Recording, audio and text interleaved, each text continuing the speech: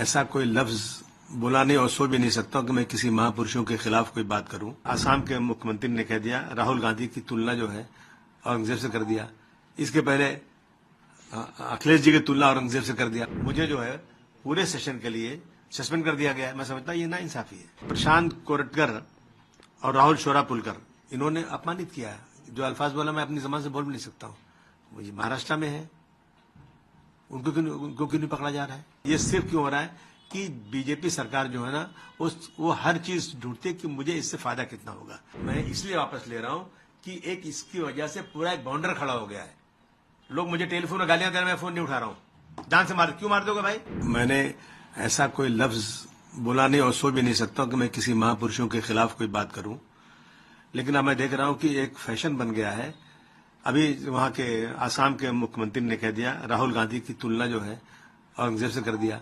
इसके पहले अखिलेश जी की तुलना औरंगजेब से कर दिया। मतलब क्या होता है?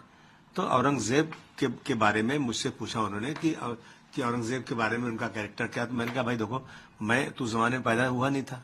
हमने तो जो हिस्टोरियन ने जो लिखा, हिस्टोरियन ने वही पढ़ के बोल सकते हैं। तो सतीश चंद्रा जी, अद्वी तुरुस्की, डॉक्टर राजीव दीक्षित, डॉक्टर राम पुनियानी, अवध ओझा, मीना भार्गव, ये सब लोगों के कागजात मेरे पास मौजूद, इसमें रखे हुए सारी चीजें, उनके स्टेटमेंट्स हैं।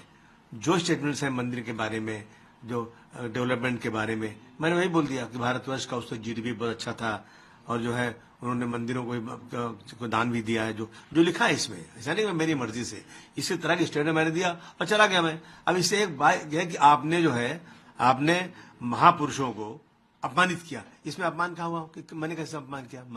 मैं कभी जिंदगी में महापुरुषों का अपमान कर ही नहीं सकता हूं। मैं खुद ही हूं, असेंबली में कई बार मैंने खड़े होकर बोला है कि साहब जो लोग भी किसी महापुरुष का अपमान करते हैं उनको छोटा मोटा नहीं 10 साल की सजा होना चाहिए, क्योंकि फैशन बन चुका है ये अपमान करने का।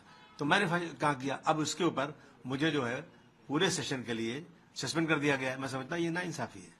सर, आपने 2 लोगों का नाम भी लिया जिन्होंने छत्रपति शिवाजी महाराज के बारे में बोला और देखिए प्रशांत कोरटकर और राहुल शोरापुलकर इन्होंने अपमानित किया है। जो अल्फाज बोला मैं अपनी जबान से बोल भी नहीं सकता हूँ। मुझे महाराष्ट्र में है, उनको क्यों नहीं पकड़ा जा रहा है? मैंने तो जो चीजें बोला है वो ऑन रिकॉर्ड बोला है जो है। और अगर मैंने जो बोला है वो गलत है तो जिन लोगों ने लिखा है, जो आजकल भाषण करते फिरते हैं, उनसे क्या कार्रवाई हुई? उनसे आपने पूछा क्या कि आप कैसे गलत बातें बोल रहे हैं? जो सही बातें, अगर कोई गलत बात बोल रहा है तो उस पर रुकवा डालिए, उस पर केस फाइल कीजिए आप। मैंने उनकी जो हिस्टोरियन है उनकी कही हुई बातों को दोहराया तो मेरे ऊपर कैसे केस हो सकता है?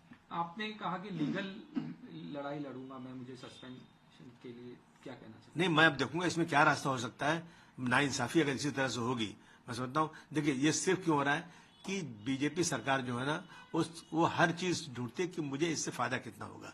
कानून सही क्या है? कुछ नहीं, हर चीज ले जाते हैं कि ये ऐसे इशू लाओ जिससे हमको फायदा हो जाए। पोलराइज करने की बात है, लेकिन सच्चाई पे चलना चाहिए। जो हिस्ट्री सही है, जो देश की जो सच्चाई है वो सामने अगर कोई बोलता है तो इस तरह से उसके साथ जुल्म जाती तो नहीं होना चाहिए। आपके समर्थन में अखिलेश यादव ने भी ट्वीट किया कि किस तरह से क्या कहना चाहिए? नहीं, बहुत सारे लोगों ने मेरे समर्थन में बात किया है कि जो सही बातें हैं, सही बात तो समर्थन सबको करनी चाहिए। आपने सफाई दी कि जो औरंगजेब हैं वो क्रूर शासक नहीं थे, वो मेरा स्टेटमेंट में वापस मैंने जो कहा था ना, मैं इसलिए वापस ले रहा हूं कि एक इसकी वजह से पूरा एक बाउंडर खड़ा हो गया है। लोग मुझे टेलीफोन में गालियां दे रहे हैं, मैं फोन नहीं उठा रहा हूं। जान से क्यों मार दोगे भाई? और अभी स्पीकर साहब ने मुझे सस्पेंड कर दिया। तो इन चीजों को लेकर के असेंबली चले, एक छोटी सी बात के ऊपर, एक छोटे से स्टेटमेंट के ऊपर जबरदस्ती का आप जो है बाउंडर खड़ा करोगे। इसलिए मैंने कहा कि मैं अपनी सारी बात वापस लेता हूं भाई, स्टेटमेंट वापस लेता हूं। असेंबली चलना चाहिए। हमारे पास बहुत सारे इश्यूज है अपने एरिया के। लोगों को पानी नहीं मिल रहा है, सड़कें खराब है, गटर खराब है, स्कूल का प्रॉब्लम है, अस्पतालों का प्रॉब्लम है। उस पर डिस्कशन करें या इस सब पे टाइम वेस्ट करें? इसलिए हमने अपना स्टेटमेंट वापस किया। सर, एक आखिरी सवाल, MIM की तरफ से बयान आया कि समाजवादी पार्टी बी टीम है बीजेपी, और आपको लेके भी कहा कि उनके फेवर में बोलते हैं क्या? तो मतलब इसका मतलब हम काम करना छोड़ दें, हम असेंबली जाने बंद कर दें, ये काम ही बंद कर दें? अगर इस तरह के इल्जाम लगाएंगे लोग मतलब इसका मतलब अगर मैं बीटी हूँ और ये टीवी वाला जो मुझसे आगे कुछ सवाल कर रहे थे या ऑर्गेनाइज किया गया था बीजेपी की तरफ से, मेरी तरफ से, आप इंक्वायरी कर लो, मेरी ब्रेन मैपिंग कर लो, क्या सही क्या गलत है। फालतू बातें ये सब है। आपने कहा कि तबीयत भी खराब थी इसीलिए असेंबली नहीं गए और आज इस तरह से नहीं नहीं, देखिए असेंबली तो मैं कल तबीयत खराब फिर भी असेंबली जाता मैं, लेकिन इतना हंगामा था कि लोगों ने कहा मत आइए आप। और आज जो है जैसे असेंबली शुरू हुई वैसे सस्पेंशन का ऑर्डर आ गया। आपको धमकी दी जा रही है, केस भी हो गया आपके ऊपर। हाँ, दो केसेस भी हो गए। किस लिए केस हो गया? गलती क्या मेरी है? मैं दुनिया से पूछना चाहता हूँ मेरी गलती क्या है। मैंने हिस्टोरियन के जो हिस्ट्री में लिखा हुआ है, जो इनके बयानात हैं, जो जाकर चारों तरफ भाषण करके लोग बोलते हैं, वही बातें मैंने दोहरा दिया। वो आजादी से घूमते हैं, उनकी किताब पे कोई पाबंदी नहीं है और मैंने वही बात बोल दिया तो मेरे ऊपर केस।